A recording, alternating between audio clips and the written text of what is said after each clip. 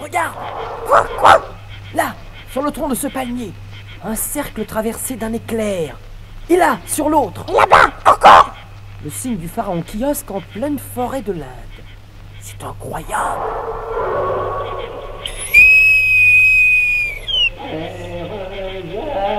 Écoute. Frère Jacques ici? Mais je n'en crois pas mes yeux. C'est le professeur Cyclone. Il tient la main, un pot de couleur et un pinceau. Ça, par exemple, c'est lui qui peint le signe du pharaon sur les palmiers. Oh, professeur! Professeur, quelle surprise de vous retrouver ici. Bonjour. Oh, expliquez-moi ce qui vous est arrivé depuis le moment où en mer Rouge... Pas si haut, je vais vous le dire. Mais il faut absolument me jurer le secret. D'accord. Eh bien, voilà. Mais chut. Le secret. Je suis Ramsès II. Tip. Mais surtout, ne le répétez à personne. Je suis ici incognito. Tip. Oh, le malheureux. Il est fou. Je l'ai toujours dit. Je ne dirai rien de lui avant qu'il ne soit guéri. Mais où trouver un médecin? Partons à la recherche d'une habitation.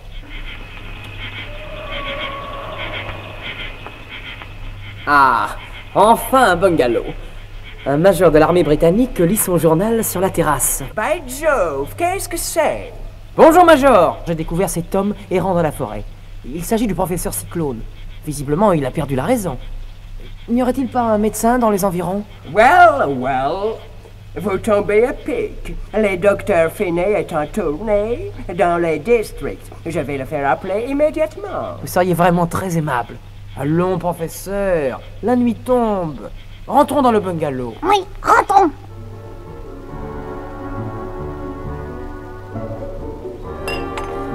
Pensez-vous, docteur, que le professeur Cyclone puisse un jour recouvrer la raison?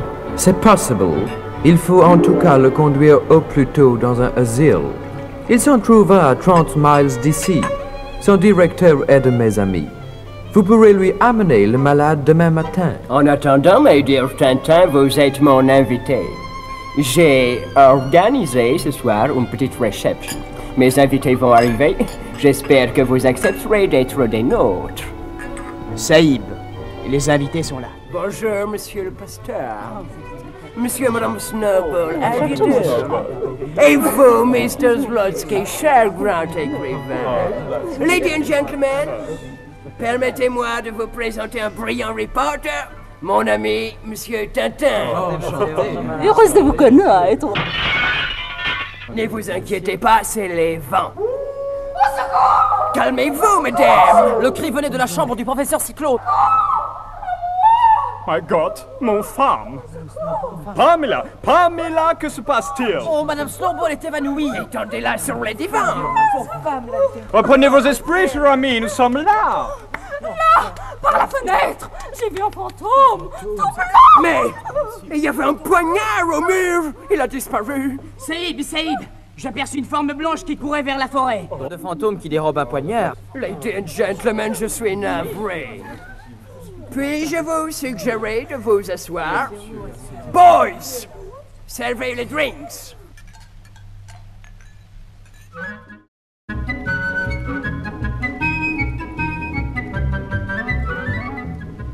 Debout, Milou.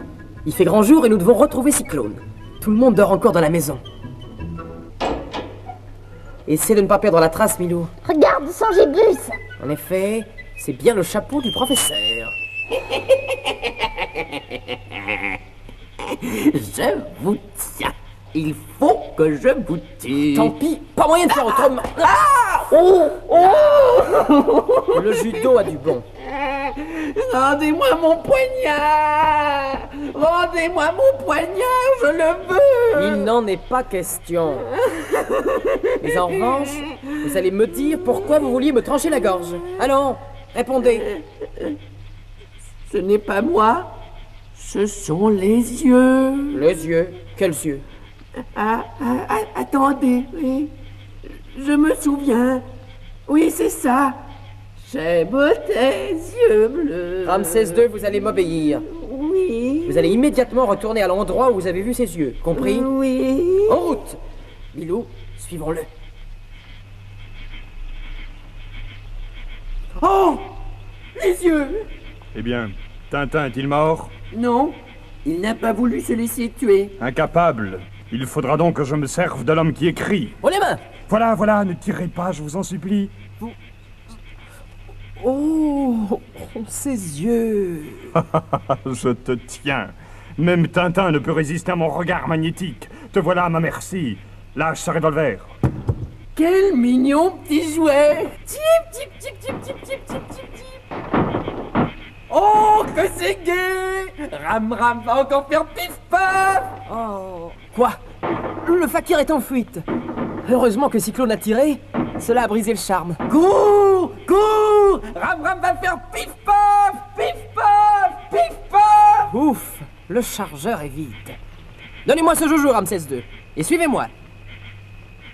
L'homme qui écrit ne peut être que Slotsky.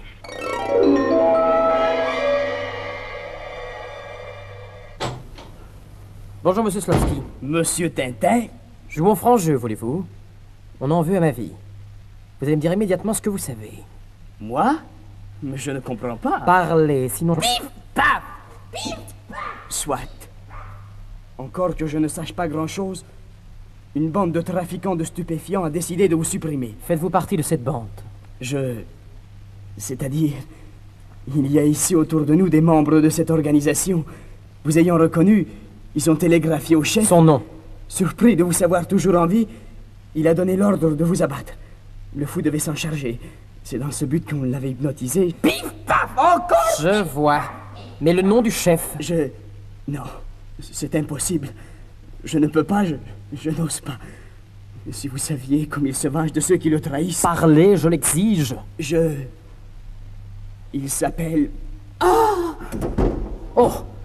Il y avait quelqu'un derrière la fenêtre. Inutile. On m'a tiré une fléchette empoisonnée dans la nuque.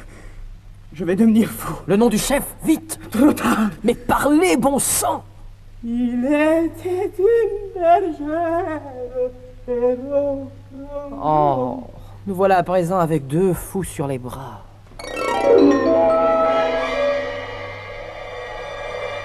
Que cela est bien étrange, mon cher Tintin.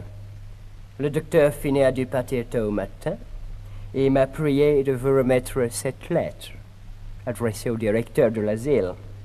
Les deux malades sont déjà dans la voiture. Encore merci, Major. Tu vas vers l'asile, Tintin. Grâce à la lettre que j'ai substituée à celle du docteur Finet, tu seras bien reçu. Mais laissez-moi sortir d'ici! Je ne suis pas fou, moi! Je ne suis pas fou! Vénéré maître, Tintin, tenu pour fou, est désormais colloqué. Mon Dieu, c'est effroyable! Personne ne me croit, je me sens vraiment devenir fou! Voici votre potage. Mon potage? Ça va barder! Merci. Voilà ce que j'en fais de votre soupière, un chapeau dont je vous coiffe! Vite, vite, Milou, sauvons-nous, vite! Par ici! Par les jardins! Un train! Si nous parvenons à sauter dessus, nous sommes sauvés! Arrêtez-le! Arrêtez-le! Mon Dieu! Milou n'a pas pu me suivre! Et ce train qui m'emporte! Pourvu qu'il songe à suivre la voie! Allô? Allô, Arbouja? Un de nos fous s'est évadé et a sauté dans le train qui va entrer en gare. Voici son signalement. Serroux départ à 14h50 voie 5. Pistoule départ à 15h voie 9. À présent, il s'agit de sortir de cette gare. Il y a là 3 gaillards dont l'allure ne me dit rien qui vaille. Pas d'erreur. Ma fuite a dû être signalée, ils m'ont reconnu.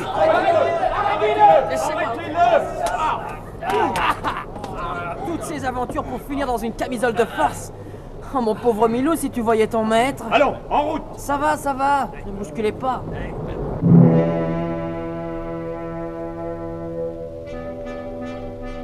Voilà. Je n'ai plus qu'à attendre qu'on me ramène à l'asile. Prenons la camionnette et reconduisons-le. Ça nous fera une promenade. Bonne idée. Allons, venez. Nous y serons dans 1 heure.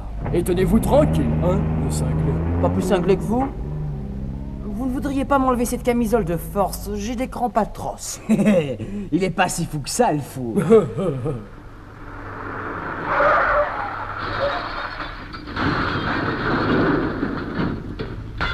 Où es-tu? Qui va là? Oh, ma tête! Vite, vite, cherchons le fou. Il doit être mort, dans ce tas de ferraille. Oui, il doit être mort. Allons faire notre rapport. Ils sont partis. Je crois bien que je suis libre. Enfin, libre dans une camisole de force. Oh, un éléphant. Mais harnaché celui-là.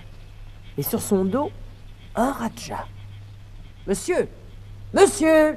Par le bas blude sacré. Regardez, Altesse. Pardon, monsieur. Auriez-vous l'amabilité de me délivrer de cette camisole de force? Mahala, aide ce jeune homme à monter près de moi. Voilà, Altesse. Je suis le Maharaja de Rawajputala. Vous êtes mon hôte, monsieur... Tintin, Altesse. Tintin, journaliste.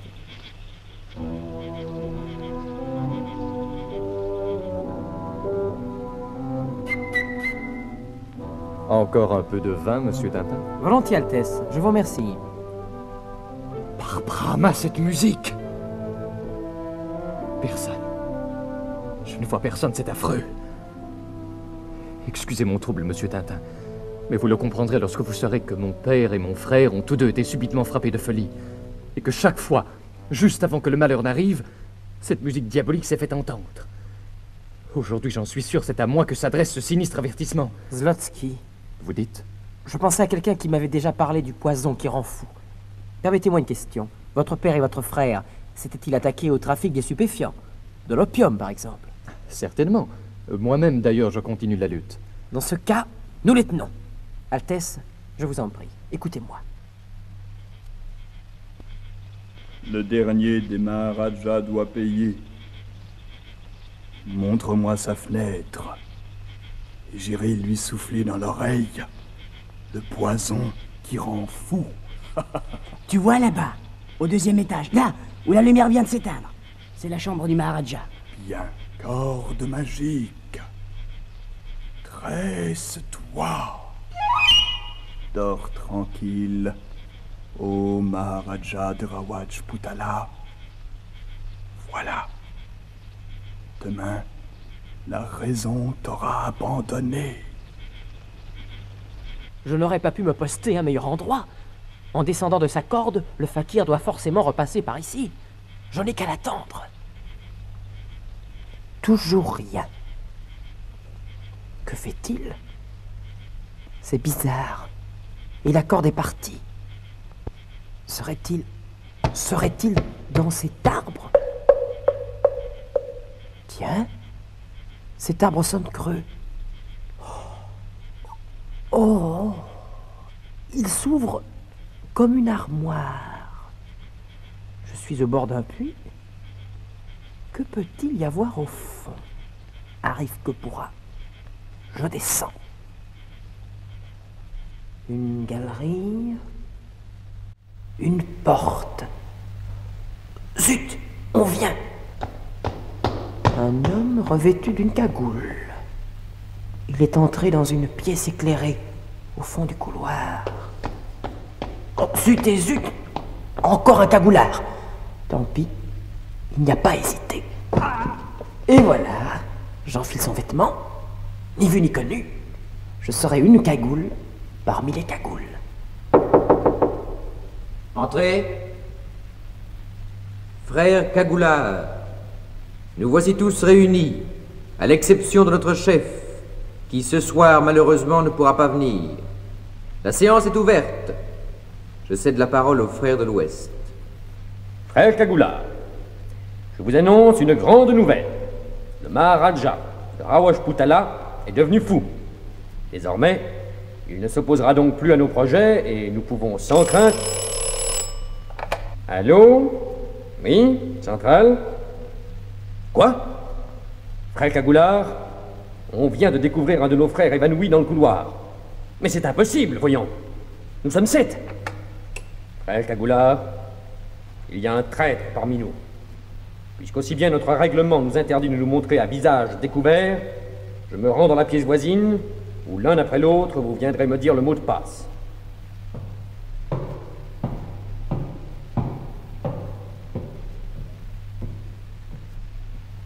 Au premier. Suivant. Suivant. Suivant. Suivant. Au dernier. Voilà pour le dernier de ces messieurs. Tous assommés par un bon coup de massue. Pas mal travaillé, Tintin. Heureusement que j'ai été appelé le premier. À présent, voyons un peu le visage de tous ces cocos-là. Oh, le fakir. Un japonais, monsieur et madame Snowball. Le colonel qui m'a fait condamner à mort et le conseiller du Maharaja. Oh, c'est incroyable. Mais on vient. On dirait toute une troupe. Armons notre revolver. Haut les mains!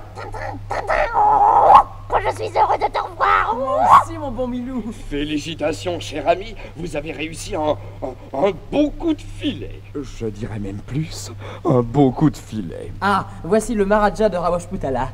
Altesse, je vous salue. Je vous dois la vie, cher Tintin. Le mannequin que vous aviez étendu à ma place dans mon lit a en effet été atteint d'une fléchette. Et vous, messieurs Dupont, vous ne voulez plus m'arrêter? Oh non, car nous savons maintenant que vous êtes innocent. Nous l'avons appris par une communication téléphonique de la police égyptienne. Elle a découvert que le tombeau du pharaon Kiosque servait de repère à une bande internationale de trafiquants de drogue. Parmi les papiers saisis se trouvait une liste noire sur laquelle figurait le nom du Maharaja de Rawashputala et le vôtre.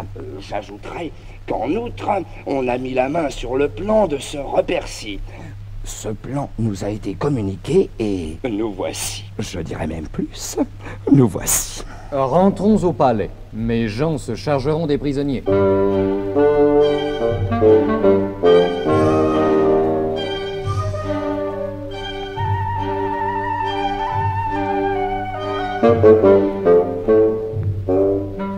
Les cigares, Altesse. Oh, regardez les bagues. Un cercle traversé d'un éclair. Le signe du pharaon. Dites-moi, mon ami, d'où viennent ces cigares? Je les ai trouvés dans le bureau de l'ancien conseiller de son Altesse. Il en avait toujours beaucoup. J'ai cru bien faire et... Ces cigares sont identiques à ceux trouvés à l'entrée et à l'intérieur du tombeau de Kiosque. Ce sont aussi les mêmes que ceux du colonel arabe. Voyons ça d'un peu plus près. Oh, je m'en doutais. Ils sont faux.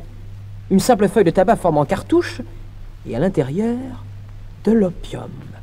C'est grâce à ce stratagème que ces bandits déjouaient les recherches de la police. Vous avez bien mérité un peu de repos. Grâce à votre courage, le monde est débarrassé à jamais d'une bande d'odieux malfaiteurs. À jamais. Puissiez-vous dire vrai, Altesse. Mais seul l'avenir nous l'apprendra.